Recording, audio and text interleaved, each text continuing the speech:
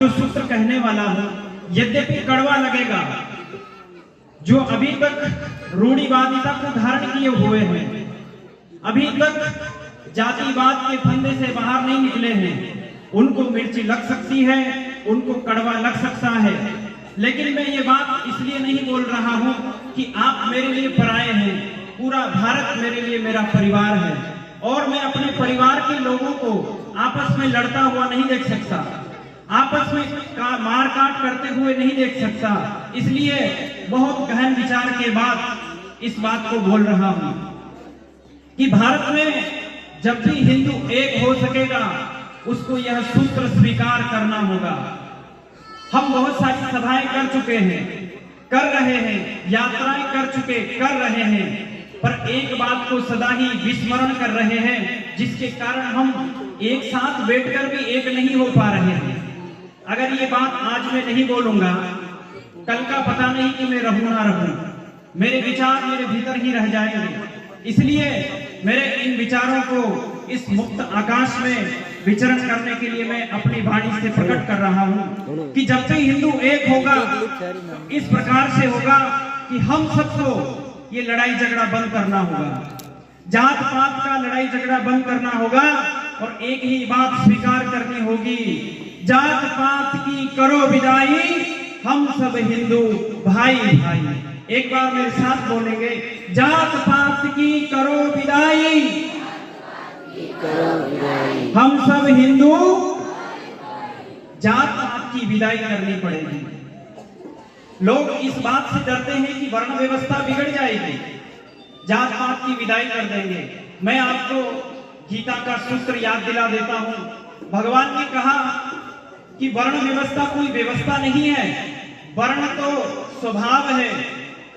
व्यक्ति कहीं भी पैदा हुआ हो, यदि उसके भीतर ज्ञान अर्जन करने की इच्छा है, ध्यान करने की इच्छा है, मंत्र जप पूजा पाठ करने की इच्छा है और लोगों को सत्मार्ग दिखाने की इच्छा है और उसके पास इतनी प्रतिभा है कि वो समाज को मार्गदर्शन दे सके, तो भगवान कहते हैं ऐसे स्वभाव वाला व्यक्ति ब्राह्मण कहा जाता है। उस व्यक्ति की कोई जाति की बात गीता में नहीं की गई है। उस व्यक्ति का वर्ण ब्राह्मण हो सकता है, जो देश की रक्षा करे, समाज की रक्षा करे, गौ की रक्षा करे, वह क्षत्रिय है। लेकिन जाति से नहीं, उसके स्वभाव में होना चाहिए कि मुझे देश की रक्षा करनी है। मेरी दृष्टि में आज अगर कोई क्षत्रिय है, केवल मूंछों पर ताव देने से, शराब के 2 कौवे पी लेने से कोई क्षत्रिय नहीं हो जाता। क्षत्रिय की छाती में उतना दम होना चाहिए कि गौ के ऊपर संकट आ जाए, साधु संतों के ऊपर संकट आ जाए, मेरे गांव के ऊपर संकट आ जाए, तो सबसे पहले मैं आगे खड़ा होऊंगा। वह क्षत्रिय है। तो मेरी नजर में क्षत्रिय आज के समय जो भारत की सीमा पर खड़े हुए फौजी लोग हैं, जो हमारे जवान हैं, वो क्षत्रिय हैं।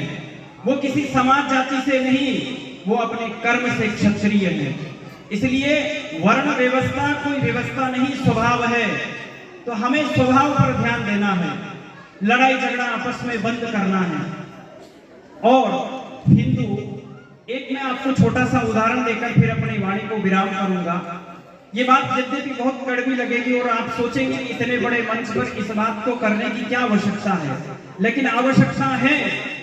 हम लोग सोए हुए नहीं हैं, हम लोगों ने अहंकार धारण कर लिया है और जब तक अहंकार नहीं छोड़ेंगे, अपने अपनी धारणा का अहंकार नहीं छोड़ेंगे, तब तक एक नहीं हो पाएंगे।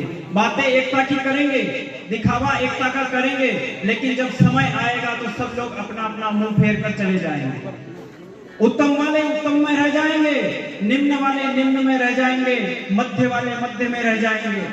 उत्तम वाले के ऊपर संकट आएगा तो निम्न वाला कहेगा उत्तम तो उत्तम रहने दो, हमें क्या मतलब है, क्योंकि हमने एकता धारण की ही नहीं।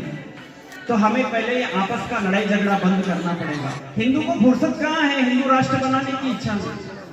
अपने ही झगड़ों में व्यस्त है, अपने ही लड़ाई दंगों में व्यस्त है, अपने ही भाइयों से लड़ाई करने में व्यस्त है। उसे कहाँ चिंता है हिंदू राष्ट्र की? अगर हिंदू राष्ट्र की चिंता हो तो पहले अपने लड़ाई झगड़े सुलझा लो, फिर उसके बाद में तुम जो करोगे हिंदू राष्ट्र के लिए होगा। ये हिंदू राष्ट्र बनाने की बात कि आज हम एकत्रित हुए हैं कि हम हिंदू राष्ट्र बनाएंगे, ये किसी से लड़ाई झगड़ा करने की बात नहीं है।